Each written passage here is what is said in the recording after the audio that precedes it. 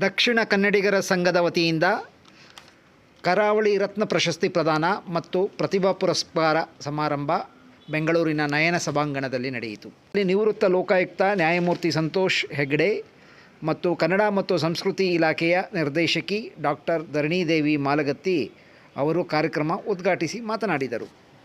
2023-24ನೇ ಸಾಲಿನ ಕರಾವಳಿ ರತ್ನ ಪ್ರಶಸ್ತಿಯನ್ನು ಟಿಕೆಎಸ್ ಗ್ರೂಪ್ನ ಸ್ಥಾಪಕ Umar TK, words federation of Bunts association ಉಪಾಧ್ಯಕ್ಷ ಕರ್ನಿರೆ ವಿಶ್ವನಾಥ್ ಶೆಟ್ಟಿ, ಕ್ಯಾಟಂಬ್ರರಿ ಗ್ರೂಪ್ನ ಅಧ್ಯಕ್ಷ ಲಿಯೋ ಕ್ವಾಡ್ರೋಸ್ ಹಾಗೂ ಆದಾಯ ತೆರಿಗೆಯ ಅಧಿಕಾರಿ ನಿವ್ಯಾ ಶೆಟ್ಟಿ ಅವರಿಗೆ ನೀಡಿ ಗೌರವಿಸಲಾಯಿತು. ಬೆಳೆದು ಪ್ರಾಯಶಃ ಬೆಂಗಳೂರಿನಲ್ಲಿ ತಮ್ಮ ಜೀವನವನ್ನು ರೂಪಿಸಿಕೊಂಡವರು.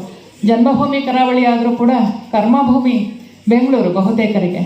ಎರಡನ್ನೂ ಕೂಡ ಬಿಡುವ ಹಾಗಿಲ್ಲ. ಜನ್ಮಭೂಮಿಯಷ್ಟೇ ಮುಖ್ಯ, ಕರ್ಮಭೂಮಿ ಕೂಡ.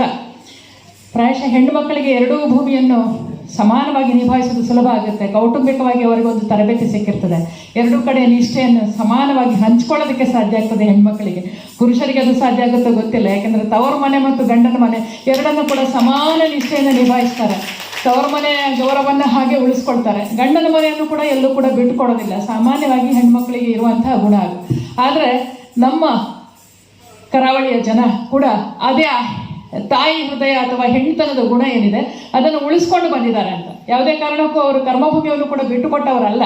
ಬೆಂಗಳೂರಿಗೆ ಸಂಬಂಧಪಟ್ಟ ಕೂಡ ಅದೇ ಅಭಿಮಾನವನ್ನು ಉಳಿಸ್ಕೊಂಡವರೇ ಇದ್ದಾರೆ. ಎಲ್ಲಿ ಕೆಲಸ ಮಾಡ್ತಾರೋ ಆ ಪ್ರದೇಶದಲ್ಲೂ ಅಭಿಮಾನ ಇದೆ.